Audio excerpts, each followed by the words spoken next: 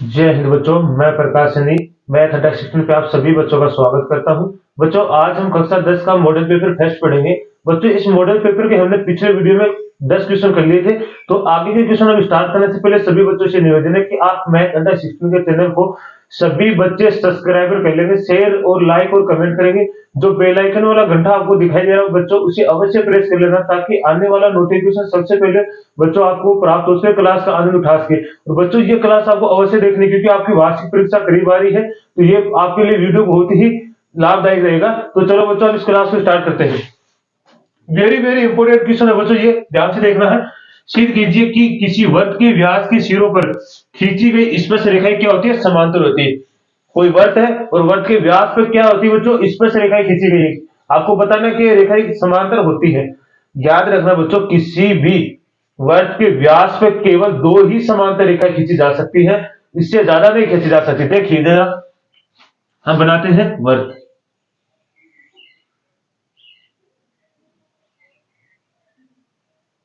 ये हमारा क्या है? वृत्त है बच्चों।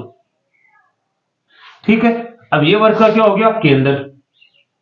और ये देखो, केंद्र से गुजरने वाला क्या हो गया? व्यास हो गया। अब इसने कहा कि इस व्यास पे खींची गई स्पर्श रेखा क्या होती है? समांतर होती है। हमें ये सिद्ध करना है। मतलब एक तो स्पर्श रेखा ये वाली है, थोड़ी सी सही नहीं खींची है, तो इसको फिर से खींच लेते हैं।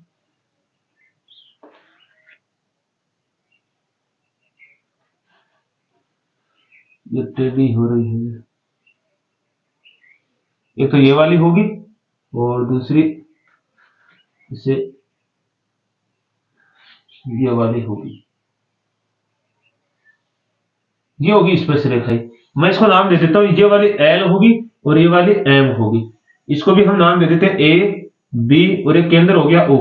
इससे एम है बच्चों, क्या है? एम। तो देखो, अब क्या कहा गया कि जो ये व्यास है, इस व्यास से खींची गई स्पर्श रेखाएं क्या है बच्चों? समांतर है। मेरी एक बात आप ध्यान से सुना, जैसे मान लो दो समांतर रेखाएं हैं।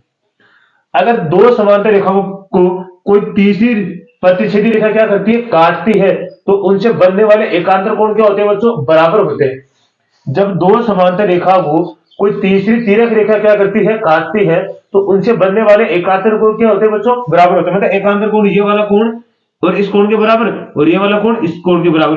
अगर इसके एकांतर कोण बराबर है, तो हम कह सकते हैं कि दोनों क्या है? समांतर रेखा है। बस यहाँ पे हमें दो एकांतर कोणों को क्या करना है? बराबर करना है, तो हम आसानी से कह देंगे कि ये दोनों रेखाएं क्या? समांतर। अब मैंने आपको एक प्रमेय पढ़ाई थी 10.1, उसमें लिखा हुआ था कि जैसे कोई वर्त है, वर्त पर खींची गई स्पर्श रेखा वर्त के केंद्र से जो त्रिज्या होती है, वो स्पर्श रेखा पे क्या होती है बच्चों? लंब होती है। इस वर्त की त्रिज्या स्पर्श रेखा पर हमेशा क्या होती है? लंब होती है। ये मैंने आपको प्रमेय नंबर 10.1 में पढ़ाया था। अब यहां से मैंने ये क्यों बताया आपको, तो ये वाला देखिए, ये क्या है? वर्त की त्रिज्या है, ये वाले ओ ए, और ओ बी क्या है? वर्त की त्रिज्या है। इसका मतलब आप ध्यान से देखोगे तो ये क्या इस पे लंब है? ये वाली लंब है कि नहीं है? लंब का मतलब 90 डिग्री। और ये वाला भी क्या है? लंब है। अब देखो, ये तो होगी दो समांतर रेखाएं, और इस तो देखो, ये व्यास क्या है? एक तिर्यक रेखा है, ये क्या करी? काट रही है। इसका मतलब यहाँ वाला एकांतर कोण इस एकांतर कोण में क्या होगा? बराबर। ये एकांतर कोण बराबर होते, ये दोनों रेखाएं क्या हो जाएंगी? समांतर हो जाएगी। क्या हो जाएगी? समांतर। ठीक है, अब देखो इसको करना कैसे है। तो मैंने आपको इतना तो समझा दिया बेसिक। अब इसको लिखेंगे कैसे, बस इतना ही है। जो भी सिद्ध करना वो तो मैंने आपको बता दिया, बस आपको लिखना कैसे वो देखना। तो आपको क्या है? सबसे पहले लिखना दिया है, ठीक है, दिया है। क्या दिया आपने? ओ केंद्र वाला एक, आपने क्या किया? वर्त खींचा, वर्त खींचा। ठीक है, वर्त वाला वर्त खींचा, जिसका ए बी एक व्यास है। यहां लिख देना जिसका जिसका A B Vyas, A B एक व्यास है, तथा दो दो क्या है? समांतर रेखाएं है। दो समांतर व्यास से क्या लिखोगे? व्यास से दो समांतर रेखाएं एल और एम खींची। अब इन्हीं रेखा को क्या करना? हमें समांतर दिखाना है। तो सिद्ध क्या करना आपको? सिद्ध करना बच्चों, आपको करना है कि एल रेखा समांतर किसके, एम के। ये वाला आपको सिद्ध करके लाना है। तो देखिए आप हल में क्या लिखोगे, हल में, तो हल में क्या लिखोगे आप, यहाँ पे देखो ये ए है, ठीक है। हल में क्या लिखोगे, यहाँ पे ओ ए क्या है, एक वर्ग की त्रिज्या है। यहां से लिखोगे ओ ए एक वर्ग की त्रिज्या है तथा एल एक स्पर्श रेखा है। इसको मैं थोड़ा सा मोटा लिख देता हूं ताकि आपको समझ में आ जाए, अच्छे से दिखाई दे। तो क्या है, ओ ए एक वर्ग की त्रिज्या है, ये ओ एक वर्ग की त्रिज्या है तथा एल एक स्पर्श रेखा है।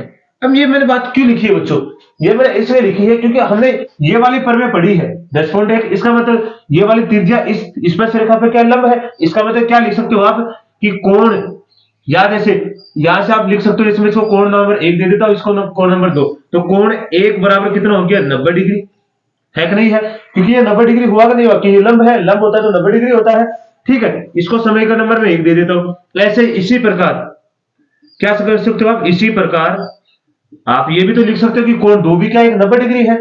तो आप लिख सकते हो कोण 2 भी क्या है, 90 डिग्री है, ठीक है। अब समीकरण 1 और 2 से आप क्या लिख सकते हो, समीकरण 1 और 2 से, समीकरण 1 और 2 से, 2 से आप लिख सकते हो कि कोण 1 बराबर क्या है, कोण 2 है। क्या है, कोण 1 बराबर कोण 2 है। देखो कोण 1 बराबर ये भी 90 डिग्री है और ये भी 90 डिग्री, समझ, दोनों कोण के बराबर। अब देखो बस ये बात तो हमने सिद्ध तो कर दिया यहाँ पे, लेकिन आप एक बात आपको अवश्य लिखनी हिंदी वाली कि अतः हम जानते हैं कि किसी वर्ग की, अतः हम जानते हैं किसी वर्ग की समांतर रेखा को कोई तिर्यक रेखा क्या करती है, काटती है, तो वहां बनने वाले एकांतर कोण क्या होते हैं, बराबर होते हैं। तो आप क्या लिखोगे, यहां से लिख देता हूं मैं, अतः जब दो समांतर समांतर रेखाओं को कोई एक तिर्यक रेखा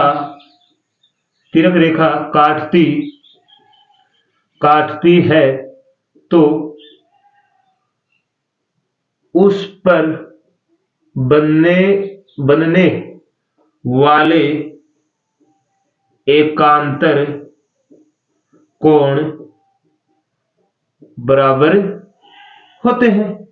अगर बच्चों एकांतर कोण बराबर होते हैं तो इसका मतलब आप लिख सकते हैं अतः एल समांतर है किसके, एम के। बस ये उत्तर लिखना था, बस यही हमारा उत्तर था। बस सबसे पहले आपको क्या करना है, एकांतर को याद रखना है। जब कोई दो समांतर रेखा कोई तीसरी रेखा क्या करती है, तिर्यक रेखा काटती है, तो उनके एकांतर कोण को आपको क्या कर देना, बराबर करना है। एकांतर कोण बराबर होते हैं, कह सकते हैं कि दोनों रेखाएं क्या है, समांतर। बस ये हमारा क्वेश्चन था।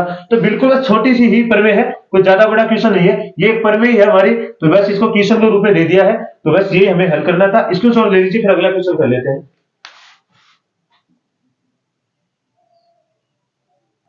चलो बच्चों अगला क्वेश्चन देखिए, क्वेश्चन नंबर 12 क्या लिखा है, 12 सेंटीमीटर त्रिज्या वाले एक वृत्त की जीवा केंद्र पर 60 डिग्री का कोण अंतरित करती है, मतलब बनाती है। संगत लघु व दीर्घ वृत्तखंड का क्षेत्रफल ज्ञात कीजिए। संगत का मतलब संगत लघु में छोटा और दीर्घ में बड़ा, क्या निकालना हमें, वृत्तखंड का क्षेत्रफल निकालना है। तो बिल्कुल आसान क्वेश्चन है, बस आपको ध्यान से समझना है।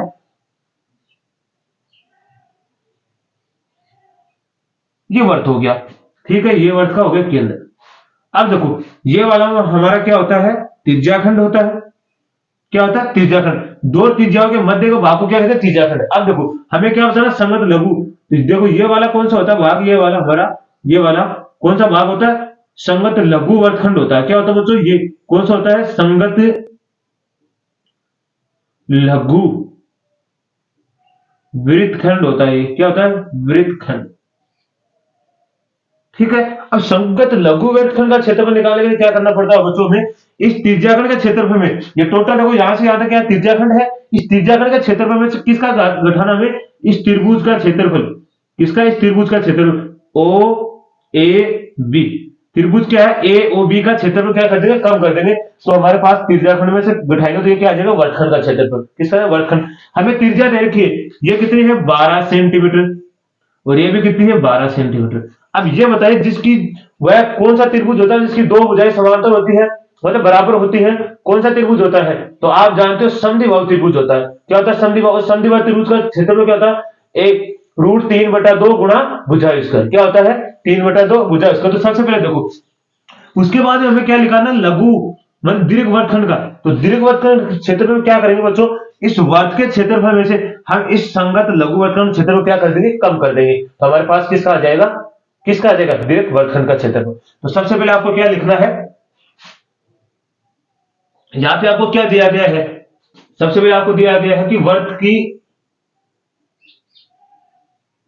त्रिज्या। तो वर्ग की त्रिज्या मतलब आर का मान आपको कितना दिया गया है, 12 सेंटीमीटर।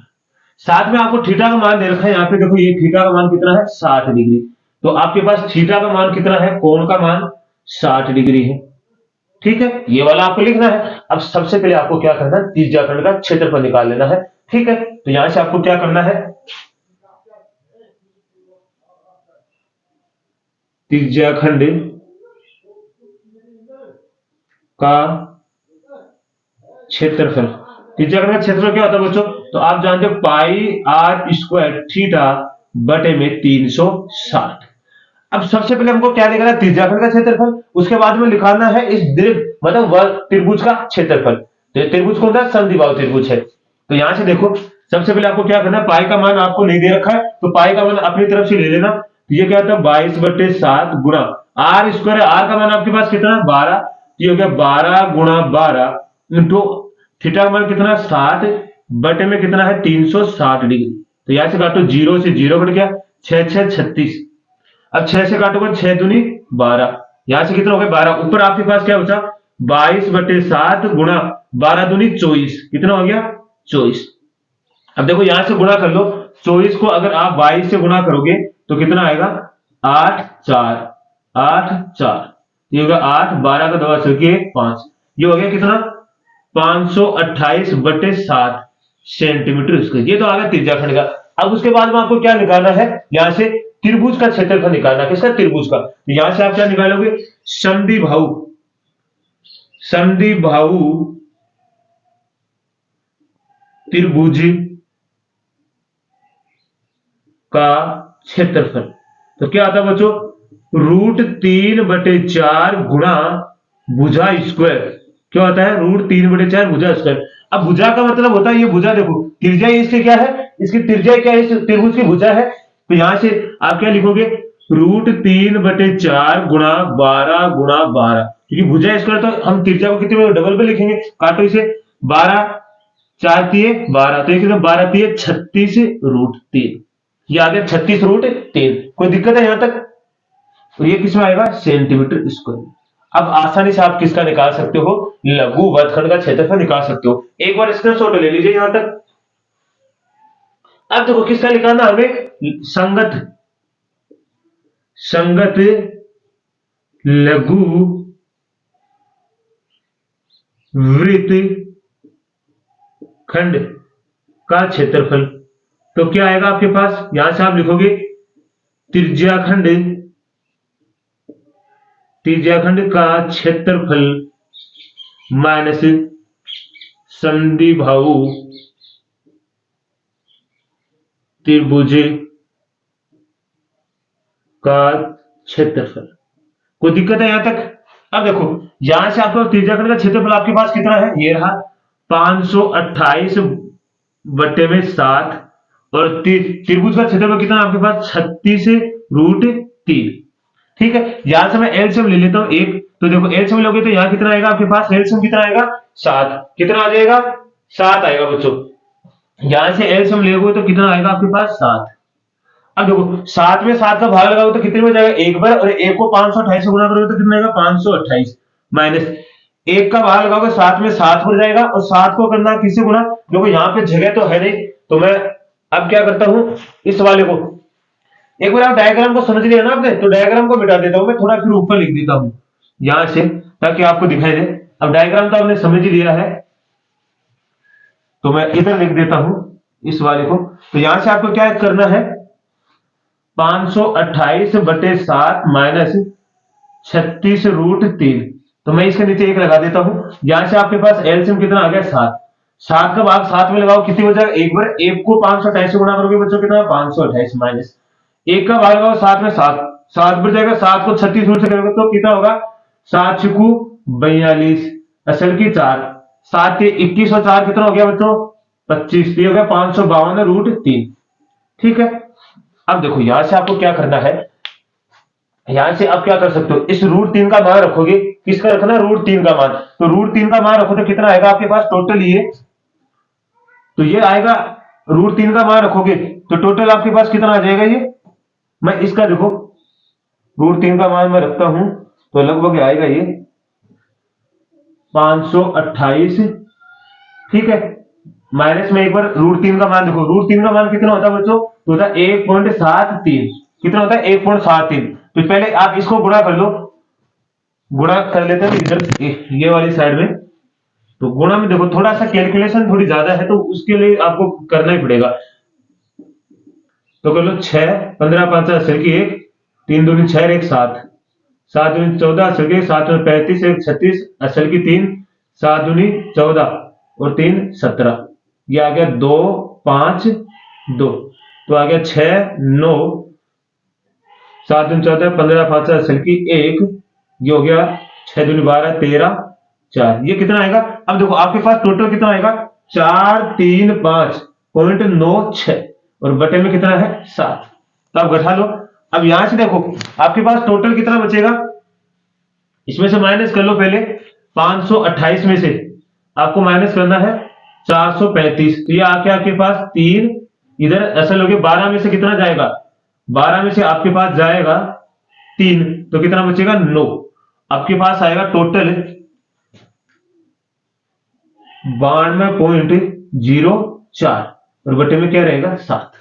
अब लगाओ भाग। तो यहां से देखो कितना आएगा आपके पास, 7 एकम 7, कितना आएगा 7 एकम 7, कितना बचेगा आपके पास बच्चों, 7 एकम 7, 2 बच गया, 7 ये 21, फिर यहाँ पे कितना बच गया, एक होता जाएगा ना, पॉइंट लगाओ, 7 एकम 7, फिर बच गया आपके पास या 10 हो गया ना, 7 ये 21 मतलब 3 बच गया, 7 ये 21, तो ये लगभग 1.3 ये आएगा, लगभग इतने आएगा। क्या लिखोगे इसको, मैं लिख सकता हूं एक, ये तो आ गया। अब यहां से आप लिखोगे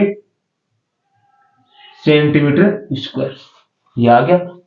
लगभग पॉइंटों में देखो, पॉइंट से पहले का उत्तर सही होना चाहिए, पॉइंट के बाद का अगर कोई थोड़ा बहुत रहेगा तो उससे चलेगा, उससे कोई गलत नहीं होगा क्वेश्चन। ये हमारा उत्तर आ गया, ये हमारा किसका आ गया, संगत लघु वर्गखंड का क्षेत्रफल आ गया, इसमें कोई दिक्कत है। अब अगर किसका निकाला, दीर्घ वर्गखंड का क्षेत्रफल निकाला, तो वर्ग का क्षेत्रफल से क्या कर देंगे, ये वाला क्षेत्रफल हम क्या कर देंगे कम, तो हमारे पास आराम से किसका क्षेत्रफल आ जाएगा, किसका, दीर्घ वर्गखंड का क्षेत्र। तो यहां तक स्क्रीनशॉट ले लीजिए, फिर अगला कर लेते हैं।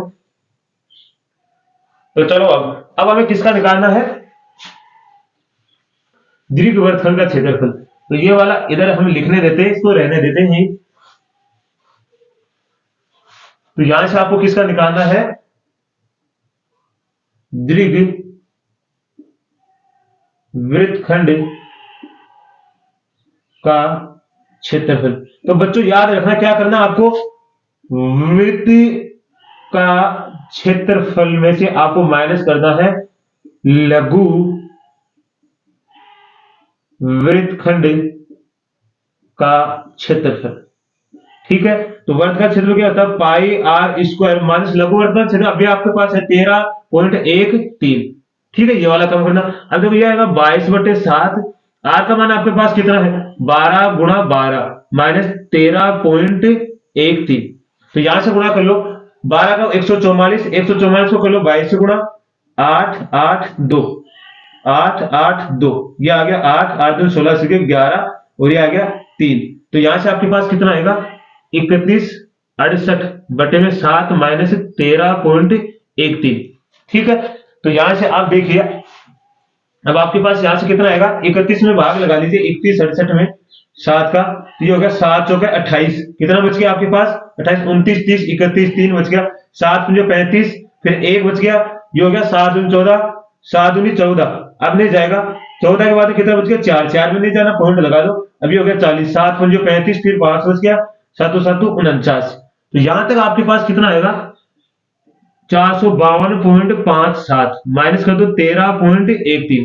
तो यहां से घटाइए आपके पास कितना आएगा, तो यहां से मैं उठा देता हूं 13.13, तो आएगा 4 में से 3 जाएगा ना असल इधर से, तो 12 में से 3 जाएगा, कितना बचेगा, 12 में से 3 9, यहां बच गया 4 में से 1 गया 3 4, तो आपके पास आएगा 439.44 सेंटीमीटर क्यूब। ये आपके पास क्या आएगा, आपका उत्तर आएगा। बिल्कुल आसान क्वेश्चन था, कोई भी मिस्टेक नहीं है क्वेश्चन में एकदम। देखो आपको सूत्र याद नहीं रखा है, तो आपको डायग्राम के माध्यम से क्या है, सूत्र निकालना सीखना है। ऐसा तो आप सूत्र तो किताब में बहुत सारे याद कर लो, रट्टा थोड़ी मारना। आपको कोई पूछ ले, मान लो कल आपकी कोई दूसरी, जैसे आप मान लो 11वीं क्लास में होता, आपको भाई बहन आपको पूछ ले कि ये कैसे सूत्र आया निकल के, तो आप तो ये थोड़ी कहोगे कि ये सूत्र होता ही है, आप बताना कि आता कैसे। इसलिए मैं कभी भी सूत्र नहीं रटाता हूँ, आपको डायग्राम से माध्यम से बताऊंगा सूत्र कैसे है, उसके बाद में हल करवाता हूँ। तो ये क्वेश्चन आपको अच्छे से समझ में आया होगा। बस एक बात आपको याद रखना कि कैलकुलेशन ज्यादा से ज्यादा करना, आपको वैसे अपनी तरफ से गुणा भाग करते रहना है, ताकि आपकी कैलकुलेशन बढ़ जाए, ताकि परीक्षा में कोई दिक्कत ना हो। ये क्वेश्चन आपको अच्छे से समझ में आया होगा। तो बच्चों आज के, ठीक है, तो इसके स्क्रीनशॉट लीजिए, फिर अगला क्वेश्चन कर लेते हैं हम।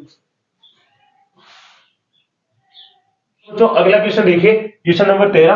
क्या लिखा है, एक दीवार की लंबाई 5 मीटर, चौड़ाई 30 मीटर, 30 सेंटीमीटर व ऊंचाई 3 मीटर है।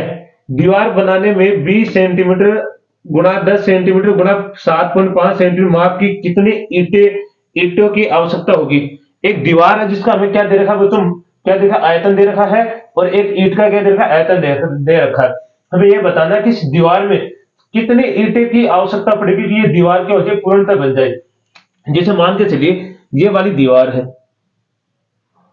हमारी ये दीवार है, और इस दीवार में क्या कि आपको एक ईंट का आयतन दे रखा है, कितने ईंट का, इस पूरी दीवार का। एक तो इस पूरी दीवार का क्या दे रखा है, आपको आयतन दे रखा है, ठीक है, और एक आपको क्या दे रखा है, ईंट का आयतन। जैसे मान लो ये ईंटें हैं, इस तरह ईंटें होगी। अब आपको क्या कर रखा है कि एक ईंट का आयतन दे रखा है, जैसे मान लो ये वाले एक ईंट है, इस ईंट का आयतन दे रखा है, और एक इस पूरी दीवार का आयतन दे रखा है। जब बच्चों आपको ईंटों की संख्या पूछा जाता है, तो इस पूरी दीवार में से एक ईंट का आयतन दे रखा है, इस पूरी दीवार का जो आयतन है उसमें से एक ईंट के आयतन का क्या लगा देंगे, भाग लगा देंगे, तो हमारे पास ईंटों की संख्या निकल के आ जाएगी। क्या निकल के आ जाएगी, ईंटों की संख्या। तो सबसे पहले देखिए हमें कैसे करना है। तो यहां से आपको क्या दिया गया, दीवार की लंबाई क्या दे रखी है, दीवार की लंबाई दे रखी है आपको, कितनी कितनी दे रखी है बच्चों, 5 मीटर। चौड़ाई कितनी दे रखी है आपको, चौड़ाई इसकी दे रखी है 30 सेंटीमीटर, और ऊंचाई कितनी दे रखी है इसकी, ऊंचाई कितनी दे रखी है आपको, 3 मीटर। ठीक है बच्चों,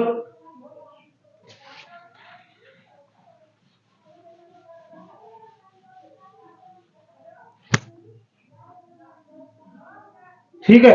अब देखो इसके बाद में क्या करना है, देखो ये वाले देखो सेंटीमीटर में, ये किसमें है, मीटर में। तो सबसे पहले हम इसको किसमें बदलेंगे, सेंटीमीटर में। तो बच्चों याद रखना, 1 मीटर बराबर कितना होता है, 100 सेंटीमीटर होता है बच्चों। कितना होता है, 100 सेंटीमीटर। और हम लिख सकते हैं 1 सेंटीमीटर बराबर कितना होता है, या सब मीटर में तो बदलना है ना इसको, तो इसकी आवश्यकता नहीं है। तो यहां देखिए मीटर में है, इसको सेंटीमीटर में बदलेंगे तो कितने से गुणा कर देंगे, 5 से, 100 से। तो ये कितना हो जाएगा, 500 सेंटीमीटर। अब ये वाला भी किसमें है, मीटर में, तो इसको भी सेंटीमीटर में बदलेंगे तो किससे गुणा कर देंगे, 100 से। तो ये कितना हो गया, 300 सेंटीमीटर। ठीक है, यहां तक हो गया। अब देखो हमें दीवार की भी दे रखी है, सॉरी मैं दीवार की लिख दिया, दीवार के तो हमने लिख लिया। क्या दे रखा है, ईंट का, ईंट की लंबाई आपको दे रखी, ईंट की लंबाई कितनी दे रखी, ईंट की लंबाई आपको 20 सेंटीमीटर। चौड़ाई कितनी दे रखी है बच्चों आपको, इस ईंट की चौड़ाई आपको दे रखी है कितनी, 10 सेंटीमीटर। और इसकी ऊंचाई कितनी दे रखी है बच्चों, ऊंचाई ऊंचाई कितनी लिख रखी है, 7.5 सेंटीमीटर। अब देखो बच्चों आपको क्या करना है, ईंटों की संख्या निकालना है। तो सबसे पहले आपको क्या निकालना है, दीवार का आयतन, और अब उसके बाद में क्या दिखा है आपको, ईंट का आयतन। अब दीवार के आयतन में किसका भाग लगा देंगे, ईंट का आयतन, तो हमारे पास ईंटों की संख्या आ जाएगी। अब जानते हैं ईंट किसके आकार की होती है, घनाभ के आकार की होती है। तो हमें किसका निकालना है, घनाभ के आयतन लेना है। तो यहां से आपको क्या लेना है, दीवार का आयतन। तो दीवार का आयतन क्या होता है बच्चों? लंबाई गुणा चौड़ाई गुणा एचआई, मतलब एल गुणा बी गुणा एच। लंबाई को लिखते हैं एल से, चौड़ाई को लिखते हैं बी से, और ऊंचाई को किससे लिखते हैं? एच से। तो यहां से आपके पास देख लीजिए अब क्या है, लंबाई कितनी है आपके पास, यहां से लंबाई देखिए कितनी है 500, गुणा चौड़ाई कितनी है 30, ऊंचाई कितनी है आपके पास 300। ये आपके पास दीवार का आ गया, क्षेत्रफल आ गया किसमें? सेंटीमीटर स्क्वायर में। उसके बाद में आपको क्या निकालना है? ईंट का आयतन, सॉरी आयतन क्यूब में आता है बच्चों, ईंट का आयतन। तो ईंट का आयतन भी क्या होगा? ईंट भी एक किसके आकार की होती है? घनाभ के आकार की। इसकी भी क्या होगी? लंबाई गुणा चौड़ाई गुणा ऊंचाई, एल गुणा बी गुणा एच। तो यहां से आपके पास लंबाई कितनी है 10, चौड़ाई कितनी है आपके पास, सॉरी लंबाई तो आपके पास कितने 20, चौड़ाई कितनी है आपके पास 10, और ऊंचाई कितनी है आपके पास 7.5। तो यहां से देखो बच्चों, इसको गुणा करोगे तो कितना आएगा 20 गुणा 7 75, मतलब 10 को 7.5 से गुणा करोगे तो कितना आ जाएगा 75 सेंटीमीटर क्यूब। अब आपके पास दीवार का आ गया है, और यहां एक लिख दो, ऐसे लिख दो एक ईंट का आयतन, एक ईंट का आयतन, क्योंकि हमें तो एक ईंट का आयतन तो दे रखा है, ज्यादा का तो दे रखा है। तो यहां से आपको क्या निकालना है? ईंटों की संख्या। क्या निकालनी है? ईंटों की संख्या। तो ईंटों की संख्या निकालना, तो आपको क्या करना है? दीवार दीवार का आयतन में किसका भाग लगा दोगे आप? एक ईंट का आयतन, एक ईंट का आयतन। तो देख लो आपके पास दीवार का आयतन कितना है 500 गुणा 30 गुणा 300 बटे में आपके पास कितना आएगा ईंट का? एक ईंट का 20 गुणा 75। तो काट लो। तो यहां से देखो मैं काटना चाहूं तो जीरो से तो जीरो कट गया, और यहां से मैं इसको काटूंगा तो ये कितने में कटेगा 250 में। ठीक है, अब देखो मैं 25 से काटूंगा, 25 एक 25, 25 दिन 50, 25 थी 75, ये तो कट गया 10 पर। और ये देखो इससे काटेंगे, ये कितने में 3 एकम 3, तो आपके पास कितना आएगा 300 गुणा 10। तो आपके पास टोटल कितना आ गया 3000 ईंटें। तो टोटल कितनी ईंटें आएंगी आपके पास? टोटल 3000 ईंट आएंगी। तो बच्चा इस तरह करना है, तो आपको बिल्कुल आसान है। देखो जब भी याद रखना है, आपको दीवार का आयतन दे रखा है, उस दीवार में लगने वाली ईंटें हैं, उसमें एक ईंट का दे रखा है, तो आपको दीवार का जो आयतन है उसमें से एक ईंट का आयतन भी क्या लगा दें भाग, तो हमारे पास टोटल ईंटों की संख्या आ जाएगी। आएगी कि नहीं आएगी? तो ये हमारा उत्तर है। तो स्क्रीनशॉट ले लीजिए, फिर अगला क्वेश्चन करते हैं। चलो बच्चों अगला क्वेश्चन देखिए, क्वेश्चन नंबर 14।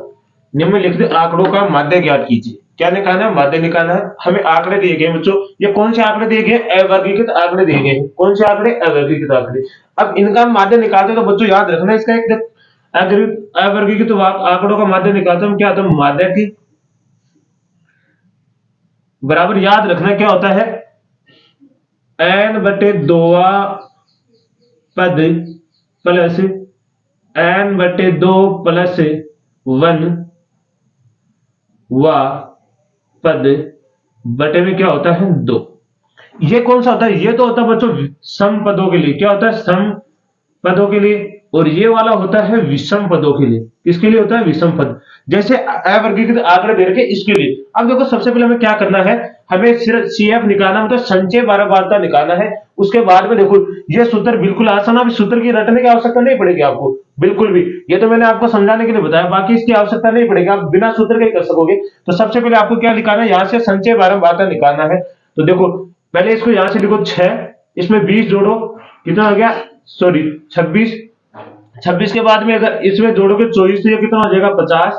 50 में जोड़ोगे 28 तो ये कितना हो जाएगा 78। 78 में 15 जोड़ोगे तो बच्चों कितना हो जाएगा हमारे पास 93। 93 में 4 जोड़ोगे तो कितना हो जाएगा 97। 97 में 2 जोड़ोगे कितना हो जाएगा 99। 99 में 1 जोड़ोगे कितना हो गया 100। अब जो हमारे पास टोटल होता है अंतिम, ये हमारे पास n का मान होता है। तो इसका मतलब आपके पास n का मान कितना आ गया 100। कितना आ गया बच्चों 100 आ गया। अब सबसे पहले आपको क्या करना है, इन 100 को हम देखो यहां पे रखेंगे, तो इसका मतलब आपको कहना n बटे 2 बराबर कितना होगा 100 बटे 2, तो कितना आ जाएगा हमारे पास 50। अब जो ये 50 आया है, इससे या तो इसके बराबर या इससे ज्यादा लेना आपको। संख्या बारंबारता क्या लेनी है?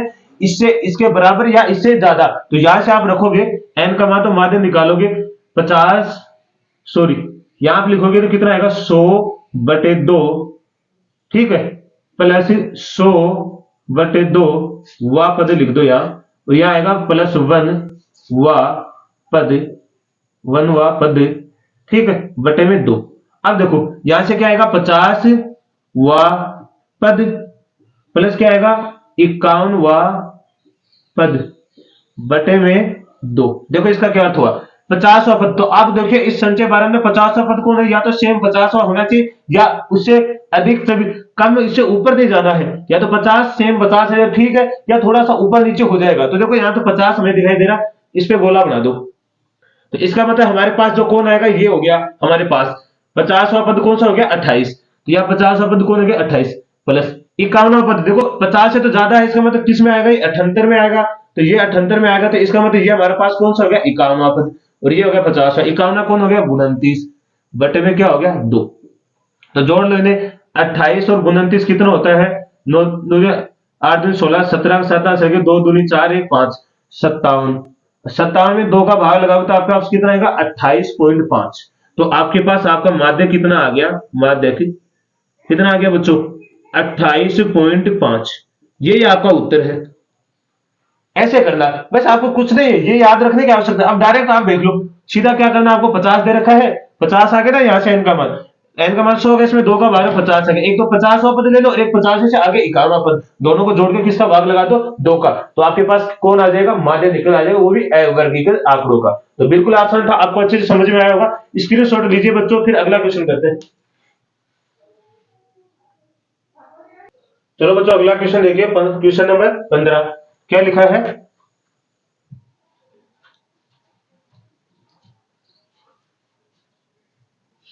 चलो बच्चों अगला क्वेश्चन देखिए, क्वेश्चन नंबर 15। दो पासों को एक साथ फेंका जाता है, इसकी क्या प्रायिकता है कि दोनों पासों में समान अंक प्राप्त हो। आपको ये बताना कि एक पास दो पासों के साथ फेंका जाता है तो समान अंक आने की क्या प्रायिकता है। दूसरी, दोनों पासों के अंकों का योग कितना होना चाहिए 7। आपको वो संख्या बतानी जिनको हम योग करेंगे तो उनका योग कितना आना चाहिए, जोड़ेंगे तो कितना आना चाहिए 7 आना चाहिए। पहली बात तो एक कंडीशन याद रखना बातों, दो पासों का अगर फेंका जाता है तो हमारे पास कितनी कंडीशन प्राप्त होती है, तो मैंने आपको पिछले वीडियो में अच्छे से समझाया 36 कंडीशन प्राप्त होती है। कितनी होती है 36, पहले वो लिखेंगे उसके बाद में क्या करेंगे इसको हल करेंगे, ठीक है। तो पहले देखो जब दो पासों को फेंका जाता है, दो पासों को फेंकने पर प्राप्त घटना, ठीक है, तो देखो कितनी होती है 36। तो यहां से देखो बनाएंगे हम 1 1, अगर पहले पासे पे एक आया दूसरे पे भी कितना आ गया एक आ गया, जब दोनों को एक साथ पहले पासे पे एक आ गया लेकिन दूसरे पे कितना आ गया 2, ऐसे मैंने फिर फेंका पहले पासे पे एक आया है दूसरे पे फिर कितना आ गया 3, ऐसे मैंने पहले पासे को फेंका एक आया फिर दूसरे पे कितना आ गया 4, ऐसे मैंने फेंका तो फिर आ गया 5, इस तरह चलते रहेंगे। तो इस तरह कितनी कंडीशन आती है 36 आती है। ये आगे 2 1, फिर आएगा 3 1, फिर आएगा 4 1, फिर कितना आएगा 5 1, फिर कितना आएगा 6 1। मतलब पासे पे कुल संख्या कितनी होती है, एक पासे में टोटल संख्या कितनी होती है 6 होती है, तो दो पासों पे कितनी होगी 36 कंडीशन आएंगी। तो यहां से देख लो फिर कितनी आएगी यहाँ पे 2 2, फिर कितनी आएगी 2 3, फिर 2 4, फिर 2 5, फिर कितनी आएगी 2 6, ऐसे यहाँ पे क्या आएगी 3 1, 3 1 तो आ गया 3 2, 3 3, 3 4, 3 5, 3 6, ठीक है। यहां से क्या आएगा 4 2, 4 3, 4 4, 4 5, 4 6, ठीक है, ये आ गया। इसके बाद में क्या आएगा हमारे पास 5 1, 5 2, सॉरी 5 2 आएगा 5 3 आएगा, 5 4, 5 5, फिर क्या आएगा 5 6, उसके बाद में क्या आएगा 6 2, 6 3, 6 4, 6 5, फिर कितना आएगा 6 6, ये आ गया। अब देखो यहां से क्या कंडीशन आ रही है हमारे पास। अब सबसे पहले आपको क्या पूछा गया, टोटल देख लो हमारे 3 6 12 6 18 24 6 35 6 6 36, तो टोटल कंडीशन कितनी आ गई आपके पास बच्चों 36। तो पूरी टोटल घटना कितनी आ गई 36। अब देख लो दोनों पासों में समान अंक प्राप्त होने की प्रयत्न। समान अंक देखिए आप कहां आ रही है समान अंक, देखो एक तो ये एक एक, दो दो, तीन तीन, चार चार, पांच पांच, छह छह। तो देखो कितने अंक है, एक दो तीन चार पांच छह। तो कितने अंक है समान, छह कंडीशन में। तो यहां से देखो सबसे पहले क्या लिखेंगे, दोनों पासों पर समान समान अंक प्राप्त होने, समान अंक दोनों पासों पर समान अंक प्राप्त कितने हैं, तो हम लिख देंगे छह। टोटल कितने हैं, छह अंक है। तो यहां से इसकी प्रायिकता निकालेंगे, तो प्रायिकता बराबर क्या होता है, प्रायिकता बराबर अनुकूल घटना बटे में कुल घटना। अब मेरे को एक बात बताइए, अनुकूल घटना कितनी है, हमारे पास छह है, और कुल घटना कितनी है, 36 है। तो यहां से कितना आएगा, छह एकम छह, छह छह 36, तो कितने आ गया, एक बटे छह। तो ये हमारे पास कितना आ गया, यहाँ पे दोनों पासों पे समान संख्या आने की प्रयत्न कितने आएगी, एक बटे छह। ऐसे आपके पास दूसरे में क्या पूछा गया है, देखिए दूसरे में दोनों पासों के अंकों का योग कितना होना चाहिए, 7 होना चाहिए। मतलब उन अंकों को देखना है जिनको जोड़ने पर हमारे पास कितना आने चाहिए, 7। देखिए इधर से देखिए, 6 रे कितना होता है 7, 5 और 2 कितना होता है 7, 4 और 3 कितना होता है 7, और 4 और 3 मतलब 3 और 4 कितना होता है 7, 4 और 3 कितना होता है 7, 5 और 2 कितना होता है 7, और 6 और 1 कितना होता है 7। तो यहाँ पे देखो कितनी है, 1 2 3 4 5 6। तो ये भी कितनी कंडीशन होगी, 6। तो याद रखना है, दोनों पासों पर अंकों का योग 7 होना कितनी है, तो यहाँ पे हमारे पास आएगी 6। तो यहां से इसकी प्रायिकता निकालोगे तो कितनी आएगी, प्रायिकता बराबर अनुकूल घटना बटे में कुल घटना। तो यहां से देख लो कितनी है, टोटल यहां भी कितनी है 6, और कुल घटना कितनी है हमारे पास 36। तो कितना आएगा, 6 एकम 6, 6 से 36। तो इसके भी कितने आएंगे, 1 बटा 6। तो ये हमारे उत्तर थे। तो इस तरह आपको करना, पहले आपको क्या करना है, ये 36 घटनाएं बनानी है, उसके बाद में इसमें से देख के आपको क्या देना, उत्तर देना है। ठीक है, तो ये क्वेश्चन आपको अच्छे से समझ में आया होगा, स्क्रीनशॉट ले लीजिए इसका भी, फिर अगला करते हैं।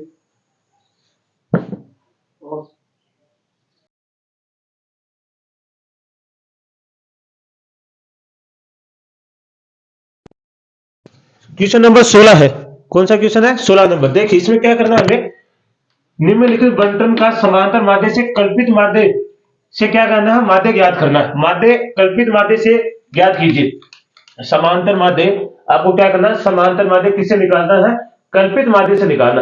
अब देखो बच्चों, कल्पित माध्य से निकालना तो उससे पहले आपको क्या कल्पित माध्य का सूत्र लिख लेना है, ताकि आपको दिक्कत ना हो।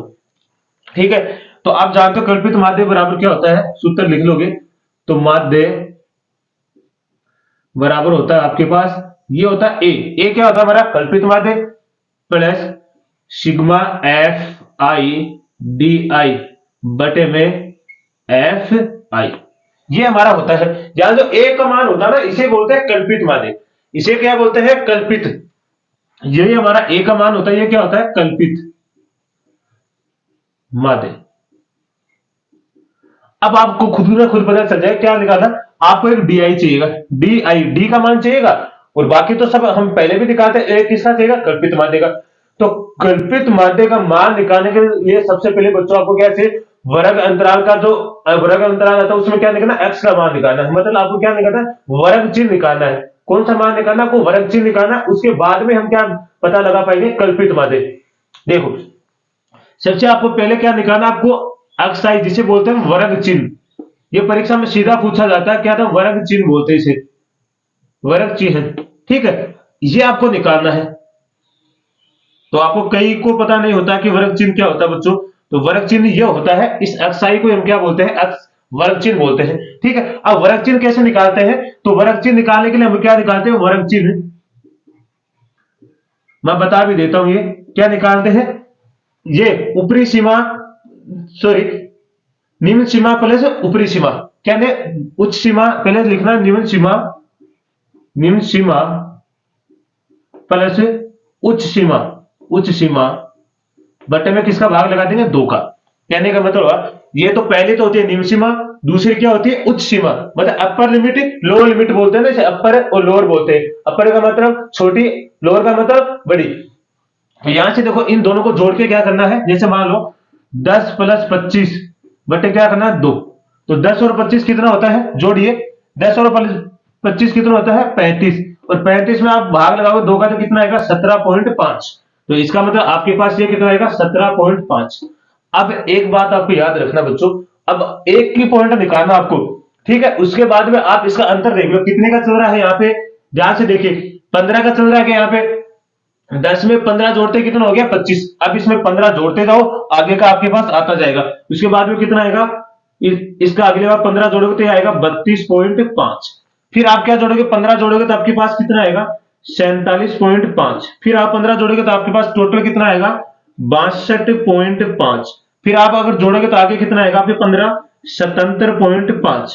और फिर आगे जोड़ोगे तो कितना आएगा आपके पास, 92.5। ठीक है, इस तरह आपके आता जाएगा और आपका निकालते जाना आप, 77.92.5। ठीक है। अब देखो, अब आपको क्या लगे, सर हम माने तो किसको माने, कल्पित माने किसे माने। एक बात याद रखना बच्चों, आपको स्कूलों में समझाया जाता है कि आपको मध्य वाला मानना है, बिल्कुल गलत है।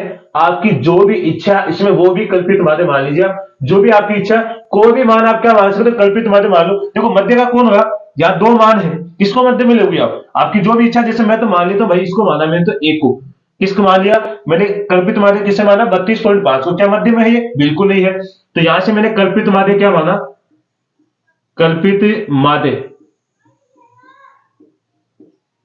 ए का मान मैंने क्या माना यहाँ पे, 32.5।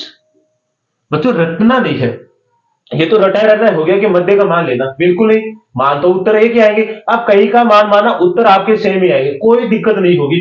अब देखो, एक बार आप यहां तक स्क्रीनशॉट ले लीजिए, मैं इस वाले को बताऊंगा जो वर्ग चिन्ह है इस वाले को। ठीक है, तो यहां से आप देख लीजिए। अब आपको पता चल गया कि आपकी कल्पित माध्य हो गया, इस कल्पित माध्य को मैं इधर लिख देता हूं। अब ये तो हो, आपको पता चल गया कि ए का मान कितना हो गया, तो यहां मैं लिख देता हूं, आपके पास ए का मान कितना आ गया, 32.5। अब तो उसके बाद में आपको क्या चाहिएगा, डी का मान चाहिएगा। किसका मान चाहिएगा, क्योंकि यहां है डी भी तो चाहिए। तो याद रखना बच्चों, डी का मान आप निकालोगे तो आपको क्या करना है, अक्ष के मान में से, इस अक्ष के मान में से आपको क्या घटा देना है, आपका कल्पित माध्य घटा देना है। तो आपके पास कौन आ जाएगा, आपका डी का मान आ जाएगा। तो घटाइए, तो यहां से आप करोगे तो आपके पास क्या आएगा, देखो। अब यदि आप घटाओगे इसमें से 32.5, आपके पास क्या है इसमें, 32.5 में आप देखो, 17.5 में 32.5 में आप 17.5 घटा लो, तो यहां से क्या आएगा, 0.12 में से 7 जाएंगे, कितने बचेंगे, 5, या हो गया 2। तो आपके पास कितने आएंगे। अब ये देखिए बच्चों, अब क्या दिक्कत हुई कि आपको देखो, जो बड़ी संख्या है ना एक, तो यहां पे आपके पास कितना आएगा, -25। ठीक है।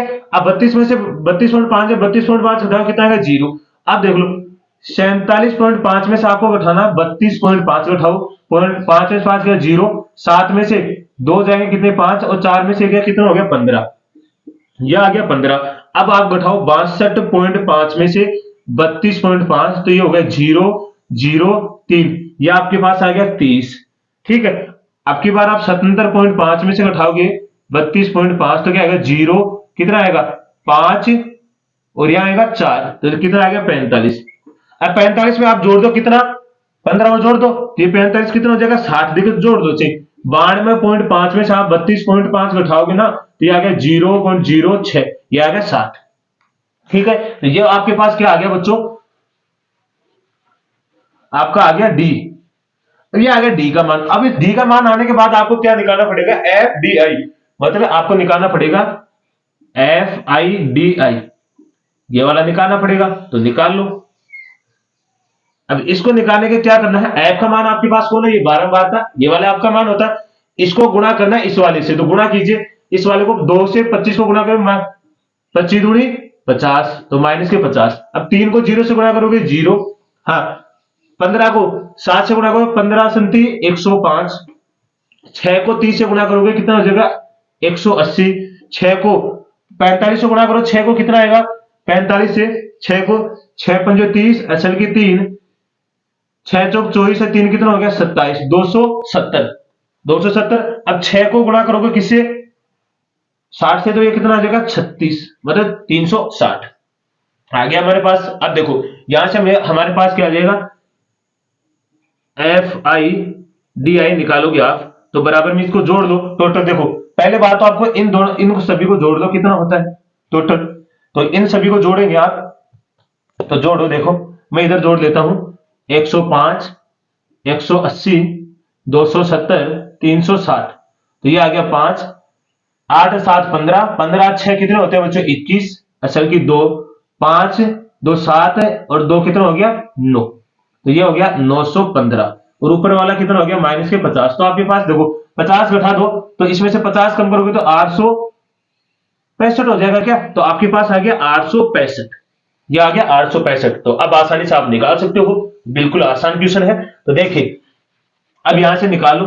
अब आपके पास कल्पित माध्य का सूत्र लिखा है, माध्य को हम किससे लिखते हैं एच बार से, ठीक है। यहां से ए का मान आपके पास कितना 32.5 प्लस, अब देखो यहां से आपके पास क्या है, एफ आई डी आई का मान कितना 865 बटे में एफ आई, तो ये देखो टोटल, टोटल ये वाला अंक आपकी, ये टोटल कितना आएगा आपके पास एफ आई, तो टोटल आपके पास है 30, कितना है 30, तो यहां लिख दो 30, आ गया 30। तो ठीक है अब निकालो, 30 है ये 36 नहीं है, 30 का भाग लगाइए, 30 दूनी 60, यहां आएगा 32.5, 30 दूनी 60, 60 70 80, आपके पास बच गया 26, 26 में तो जाना नहीं है बच्चों।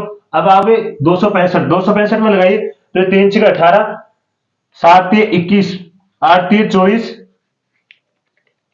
8 3 24, 8 पर जाएगा, 8 3 24, कितना बच गया 24 25 26, मतलब 8 3 24, 240 हो गया, 40 और 240 हो गया, 50 60, आपके पास कितना बच गया 8 3 24, 9 का चला जाएगा, 8 3 24 हो गया ना, तो 25 26, मतलब आपके पास कितना बच गया 25, 25 तो बचेगा, अब 25 में तो भाग जाएगा नहीं, फिर हम लगाएंगे पॉइंट। अब ये कितना हो गया ये वाला 250 हो गया। अब 250 में देख लो, 9 पंचो आपके करोगे 7 9 पंचो 9 3 27, फिर हो गया कितना 10 से गुणा करोगे तो 300, तो 9 3 27, तो ऊपर चला जाएगा क्योंकि 9 से 270 आएगा, इसको 8 पंजो 8 3 24, ये 8 भर ही जाएगा, ठीक है। अब देख लो जोड़ लो इन्हें, ये कितना आएगा टोटल एक्स बार बराबर 8 5 13 असल की 1, 8 2 10 11 का 1 का असल की 1, 5 1 6, तो कितना आ गया ये वाला 61.31, तो आपके पास 61.31 आएगा, लगभग इतना ही आएगा, जैसे मान लोगे ना इसमें पॉइंट में, तो 61.31 लगभग में आएगा। ये आपका उत्तर है। तो आपको अच्छे से समझ में आएगा बच्चों। देखो आपको फिर एक बात समझना है कि आपको क्या करना है, सबसे पहले आपको ना यहां से अक्साई मतलब जो आपको वर्ग चिन्ह निकालना, वर्ग चिन्ह कैसे निकालते हैं, इन दोनों को जोड़ना है, इसमें 2 का भाग लगा देंगे तो हमारा वर्ग चिन्ह आ जाएगा। अब कई बार होता है कि सर मैं कल्पित माने, माने तो किसको माने, आपकी जो भी इच्छा है जिसको आप मानना चाहिए वही आपका उत्तर है, कल्पित माने उत्तर आपका सेम आएगा, बस कुछ फर्क रहेगा पॉइंटों में ऊपर नीचे, तो उसका कोई दिक्कत नहीं, आपको जो भी इच्छा है वो मान लेना, ठीक है। उसके बाद में डी आई निकालना है, तो ये अक्साई में से आपको वर्ग चिन्ह में से किसको घटा देना कल्पित माने, तो आपके पास ये आ गया डी का एफ है, एफ और डी का मान निकालना है, तो यहां से एफ ये रहा और डी ये रहा, इन दोनों का गुणा करके यहां लिख देंगे, ठीक है। तो स्क्रीनशॉट ले लीजिए इसका, फिर आगे देखते हैं। चलो बच्चों आगे देखिए, इसी का क्वेश्चन नंबर 16 का ये अथवा का क्वेश्चन है। इस 16 क्वेश्चन नंबर 16 में 2 क्वेश्चन दे रखे हैं, एक अथवा में एक बिना अथवा में, तो ये अथवा वाला क्वेश्चन है, तो ये आपको याद रखना है कि ये कौन सा है, और इसमें हमें क्या निकालना है माध्य निकालना, क्या निकालना बच्चों माध्य निकालना, इसमें क्या निकालना है माध्य, तो आपको माध्यक निकालना है, क्या निकालना माध्यक ज्ञात कीजिए, माध्यक ज्ञात करो, ठीक है। तो माध्य का पहले तो आपको सूत्र होना चाहिए, आपके पास सूत्र क्या होता है माध्य का, तो पहले सूत्र लिख लो आप। तो माध्य बराबर क्या होता है, माध्यक बराबर एल प्लस क्या होता है एन बटे 2 सी एफ होता है संचय बारंबारता बटे एफ गुणा में एच, ठीक है, ये वाला होता है। कोई दिक्कत है यहां तक। अब देखो सबसे पहले हमें क्या निकालना है, संचय बारंबारता निकालनी है, मतलब सी एफ निकालना है, और सी एफ कैसे निकालना है ये तो बिल्कुल आसान है।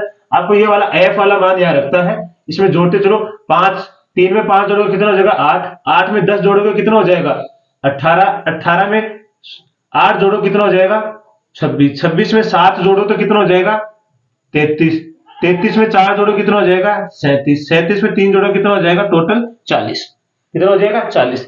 अब जो 40 आया ना, यही आपको क्या है n का मान है, क्या है n का मान है। यहां से आप देख लो n का मान क्या आपके पास 40, तो यह n बटे 2 बराबर क्या होगा, n का मान 40 बटे 2 तो कितना आ गया 20। अब ये 20 जो आया आपके पास, ये आपको क्या बताएगा, आपकी संचय बारंबारता बताएगा। क्या बताएगा, संचय बारंबार। 20 देख लो, ये 20 या 18 में तो नहीं होगा, लेकिन कहां मिलेगा हमें, देखो ये 26 में, 18 से तो ऊपर ही है ये 20, तो ये मिलेगा 26 वाले में, तो यह मिलेगा। तो ये वाला तो देखो, अब इससे ऊपर वाला तो होता है हमारा संचय बारंबारता, ये वाला तो HCF का मान हो गया, ये होता है हमारा F का मान, और ये वाला होता है हमारे L का मान। क्या होता है L का मान, तो यहां से लिख लो आपके पास L का मान कितना है 55, F का मान कितना आपके पास 8, CF संचय बारंबारता आपके पास कितनी है 18, संचय बारंबारता कितनी आ गई आपके पास 18। ठीक है, अब संचय बारंबारता आपके पास 18 आ गई, और बाकी आपके पास और कौन बच गया, H का मान। तो H का मान देखो यार 40 से 45, 45 से 50 कितने का अंतर चल रहा है 5 का, तो ये हो गया आपका 5। इस तरह आपको एक एक टुकड़े लेके देखना, क्योंकि जो n का मान आता है ये हमें बताएगी कि आपकी संचय बारंबारता होगी कौन सी। ठीक है, अब यहां रख दीजिए, तो माध्य को, माध्यक बराबर L का मान आपके पास कितना 55 प्लस n का मान आपके पास कितना है 40 बटे 2, संचय बारंबारता कितनी है 18 बटे में F का मान कितना 8 गुना H का मान कितना 5, तो यहां से हो गया 55 प्लस 20 माइनस 8 18 सॉरी बटे में 2, 2 के ही 8 इंटू 5, तो ये हो गया 55। 20 में से 18 जाएंगे कितने बचेंगे 2, 2 बटे 8 इंटू गुणा में 5, तो 5 को गुणा करो उसको, तो 5 प्लस 10 बटे में 8, तो भाग लगाओगे 5 55 प्लस 8 है 8 कितना बच गया 2, अब 2 में तो जाएगा नहीं, पॉइंट लगाएंगे, कितना हो गया 8 दूनी 16, फिर बच गया 4 और 8 पंजो 40, तो ये हो गया आपके पास आएगा 56.25, तो आपका माध्यक कितना आएगा 56.25, ये आपका उत्तर है। बेसिक है, बहुत ही आसान है। माध्यक निकालना और भौतिक निकालना तो इतना आसान है कि आप आसानी से निकाल सकते हो, इसमें कोई दिक्कत नहीं है। सबसे पहले यहाँ पे क्या है, आपको संचय बारंबारता निकालनी है, उसमें से जो नीचे वाला जो मान है जो हमारा किसका मान होता है n का मान होता है, और इसमें देख लो n में किसका भाग लगा 2 का भाग लगाओ, तो आपके पास कितना है 20, ये 20 आपको बताएगा कि संचय बारंबारता कौन सी लेनी है। तो बच्चों आज के लिए हम क्या करेंगे, इतना ही करेंगे, क्योंकि क्लास हमारी ज्यादा लंबी हो जाएगी, तो आपको सभी को अच्छे से क्लास समझ में आई होगी। फिर भी अगर कोई दिक्कत आती है तो कमेंट के माध्यम से अवश्य बताना। तो आज के लिए इतना ही करेंगे, तो सभी को मैथ अड्डा 16 की तरफ से धन्यवाद।